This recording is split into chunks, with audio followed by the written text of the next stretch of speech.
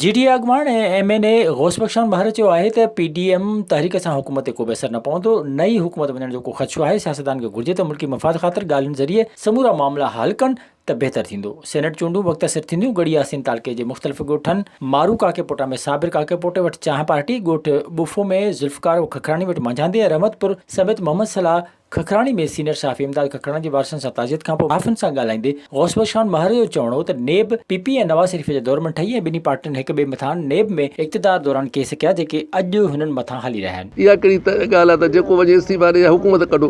बेनज़ीर साहिबा जी हुकूमत नवाज़ शरीफ़ चए त हुकूमत हटायो। नवाज़ शरीफ़ हुकूमत हो पंहिंजो हुकूमत हटाए, हुकूमत जो हटे वेही हुकूमत खे वेही हलायो, कम खे हलायो मुल्क खे। ॿी दुनिया में त माण्हू इस्तीफ़ा कोन था ॾियनि कोई बि। हुन जो त सिंध हुकूमत शिकारपुर ज़िलो हिकु माण्हू खे ठीके में ॾेई छॾियो आहे ऐं उन माण्हू ज़िले जा समूरा इदारा मुख़्तलिफ़ माण्हुनि खे ठीके ते ॾेई छॾिया आहिनि, जंहिं करे ई शिकारपुर ज़िले में को बि तरक़ियाती कमु न आहे थियो ऐं ज़िले अंदरि अमन अमान जी सूरत हाल बहितर न आहे। इन मौक़े ते नादिर शाह मसीती, करीम बख्श जाफ़री, मुश्ताक महर, ग़ुलाम अकबर महर ॿिया साणस गॾु हुआ। विज़िट कयो अवामी आवाज़ मीडिया ग्रुप जी वेबसाइट awamiawaz.pk।